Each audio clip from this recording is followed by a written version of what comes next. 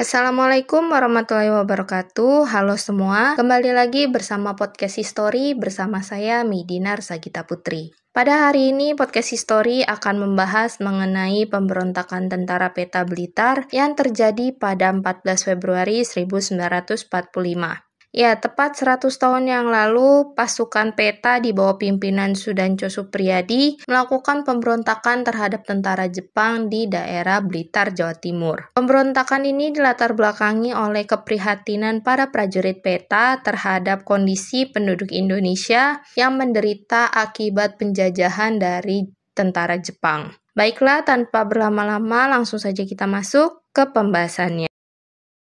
100 tahun yang lalu, 14 Februari 1945, pasukan Peta di bawah pimpinan Sudancho Supriyadi melakukan pemberontakan yang dilatar belakangi oleh keprihatinan atas nasib penduduk Indonesia, khususnya di wilayah Blitar yang hidup menderita karena di bawah kekuasaan Jepang. Supriyadi sendiri adalah anggota Peta berpangkat Sudancho. Dibentuknya Peta telah menghadirkan semangat nasionalisme dan sikap patriotik di antara pemuda Indonesia, termasuk Supriyadi. Beliau merasa resah dengan nasib rakyat Indonesia di bawah pendudukan pemerintah Jepang. Banyak orang yang dijadikan pekerja paksa atau romusha, dibebani pajak tinggi, bahkan dirampas hasil pertaniannya. Perlakuan tentara Jepang terhadap perempuan Indonesia juga menjadi alasan kebencian Supriyadi terhadap bangsa penjajah itu. Sebenarnya dalam organisasi Peta sendiri juga muncul perlakuan diskriminasi. Prajurit pribumi atau prajurit yang berasal dari orang Indonesia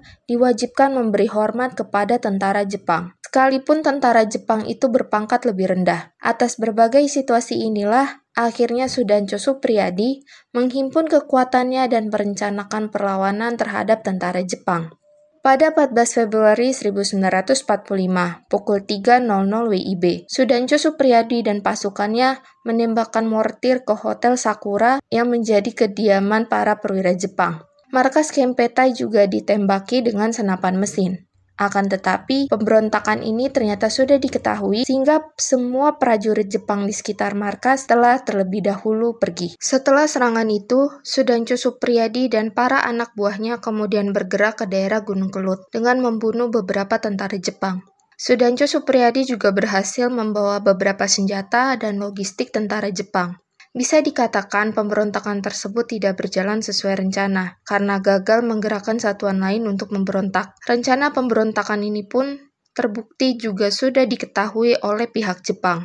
Jepang kemudian mengirimkan pasukan untuk memadamkan pemberontakan itu. Puluhan perwira dan prajurit Peta dari Blitar kemudian dimasukkan ke dalam penjara. Lalu mereka diadili di Jakarta. Dapat 6 orang yang divonis hukuman mati.